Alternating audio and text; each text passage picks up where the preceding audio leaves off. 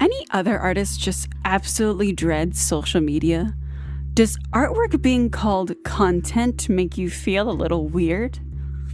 Does your brain feel like it wants to explode while you burn yourself out on trying to build an audience while maintaining this elusive thing called consistency?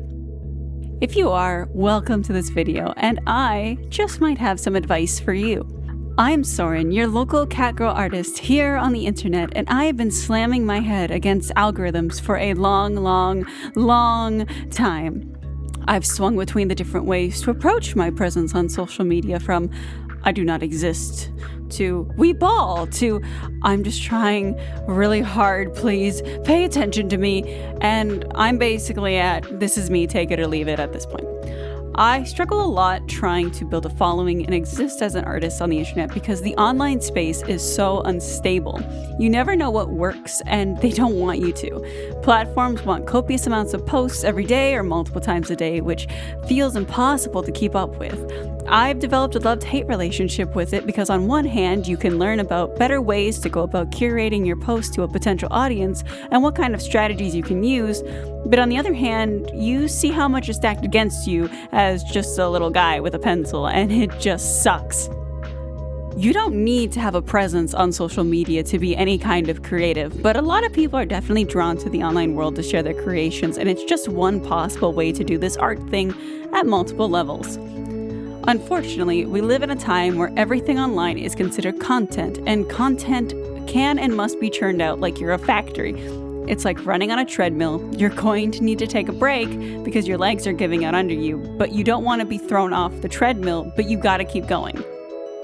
I'm not trying to imply that more regular content creators like YouTubers or streamers don't have these same problems. They're similar, it's just not one-to-one. Especially since the process of making artwork isn't inherently entertaining. I could stream for 5 hours and people might enjoy coming in and to chat with me or something, but no one is having as good of a time watching me make art as the person who is watching some streamer experience their favorite game for the first time. No one is showing up for me to see the plot twist of my own artwork and see me have some grand realization, though I kind of wish people would. Like, oh, will she decide the background should be blue and not green or something? I have no idea. But a streamer got a good stream and viewership and probably has a bunch of way more funnier clips than I did in that same 5 hours of streaming art. But anyways, I digress. There is this looming threat that if you stop posting, people are going to forget you even existed, and you will never be able to get back what you had before, so you keep on running on this treadmill. You give yourself no breathing room, and you fall over, get shot off, and now you're laying humiliated and defeated on the ground, trying to figure out what to do. Do you get back on? Do you stop? What do you do? But I want to give everyone some breathing room, and I want to encourage anyone who is on the treadmill to do something that I like to call create an art backlog. Now, typically when we talk about a backlog, it's the oppressive amount of Steam games you have in your library that you should play and you want to, but you just haven't gotten around to it, but definitely will. I do not mean this kind of backlog. I more so mean like a buffer. I love making comics, and most people who make comics have this thing called a buffer. It's almost a necessity. A typical comic will update once a week or bi-weekly, depending on the update length. That deadline can be hard to hit, so many comic artists will draw updates far in advance. Sometimes that's entire long chapters, or it's a few updates ahead of schedule. The buffer is super important as well because drawing comics is demanding. Even if your updates are small, you're constantly drip feeding the story to people who want more of it, and you want to finish the story, so staying punctual is a high priority. But what if you get sick? What if something happens in your personal life? What if you can't make your episodes on time? So flying by the seat of your pants and running on wee ball energy may not work out, and you don't want to lose what you've worked so hard to build up. Why do we immediately run off to share the things we finished? We don't have to. We can adopt a posting strategy. We can create our backlog. And this is basically what we're talking about today when it comes to creating an art backlog. You can call it a buffer or whatever suits you. I will be calling it the art backlog or just the backlog. So where do we start with this? The first step is to pick a posting day. I would recommend even getting a post scheduler if possible, because those help out so much. But pick one day a week as a starting point where you will post artwork on your socials around the same time. For me, I post the finished artwork every week on all of my socials at 5 p.m. Eastern Time on Tuesdays. Second is when you finish the next piece, do not post it online. Keep it to yourself. It's your baby. It's your little secret. No one can know. Now, of course, sharing is really fun. So if you can't contain your excitement, show your friends on Discord, but try not to post it online immediately. We have a posting day. It will now go into the posting queue to be uploaded on the next available posting day. And we're going to build up a stockpile of artwork over time without burning through it as soon as it's done. But you might be asking now, silly cat-girl of the internet, how will I become relevant by posting once a week? You are setting me up for failure. And to that, my friend, I'll respond with a simple word: consistency. We're building consistency. We hear it all the time, to remain consistent. But I feel that posting consistency gets translated to I must post constantly and all the time, so I must always have something new to share. And I don't think that's quite it. I want you to think about how you feel when you finish a piece of artwork. Sometimes you're proud, sometimes you're like, this is okay. And other times you're like, this is trash, but at least it's done.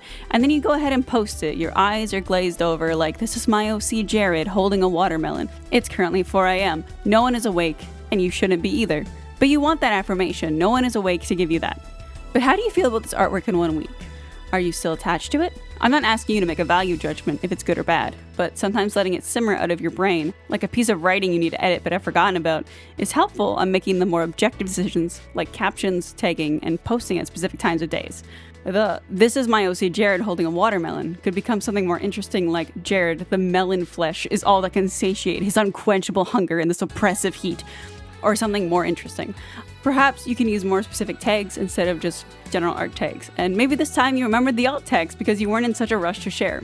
This is the value of the backlog, and once you post it, your emotional connection to this piece of artwork has probably lessened, so if anything ends up underperforming, it might not be as big of a blow to you. Perhaps you could even analyze and identify the issues like, oh, the crop wasn't flattering, my caption needed some work, I didn't pick good tags this time, there's an art trend going on unbeknownst to me, and it fell beneath the radar. Those kind of things. It may help you stop coming at yourself and actually use objective information to avoid those outcomes next time. This time is really giving you time to disconnect and move on and think about your work under the guise of marketing, which is something a lot of creative people struggle with. Marketing and branding are almost like curse words. There is also nothing stopping you from posting work in progresses, sketches, smaller pieces, memes, progress shots, or tutorializing your work and posting time lapses. You can work in and create your own art calendar for the month or the week or whatever. The art backlog is typically purely for things that are finished, but you can round out your posting for a week with other things too and just make it your own. My own personal schedule is 2 shorts a week, a time-lapse short and a short from my art streams, and then 1 finished piece and 1 work in progress or a sketch once a week. Sometimes I'll just use old sketches from completed pieces or things upcoming. Not everything you post needs to be brand spanking new as well. We're allowed to recycle our artwork as needs demand. My art backlog is around 6 or 7 weeks long, so I have a lot of content to use for future posting. You can bend the backlog to your will also. It can be as long or as small as you need it to be. You can post however many times a week you want, though I'd recommend keeping it realistic for you. Perhaps pause when you tell yourself you could do 5 pieces a week, maybe. I want to emphasize though, this system might not work for you. Not all advice fits everyone, and you should try things out and decide if they work for you. I'm going to list some potential pitfalls that certain people could fall into using this method. So these are kind of like a litmus test to see if they will work for you. Number 1, creating the initial backlog might cause burnout. If you draw specifically for validation to make your next pieces, you may not succeed with this kind of thing, of building up your backlog. If you find yourself losing a lot of joy trying to create an art backlog, please do not do this. 2, maintaining the backlog is stressful. Some people might hyper-focus on the amount that they have left and never let it run out or stress if it begins to. It might bring up thoughts of being a failure or underperforming compared to peers or not reaching your goals. If the backlog is causing you stress and lives rent-free in the back of your mind, discontinue use. 3, you cannot manage the backlog. If keeping a schedule is hard for you, if you don't think you'll remember the art pieces you completed, then the backlog method might not be for you. You can indeed just ball and do what you do. Again, I just really want to emphasize that not all advice, especially art advice, is going to be good for you. Try it, see how it goes, modify it to your needs, or throw it away entirely. For me, having a buildup of artwork alleviated a burden for me. I can remain consistent on social media and my posts are predictable.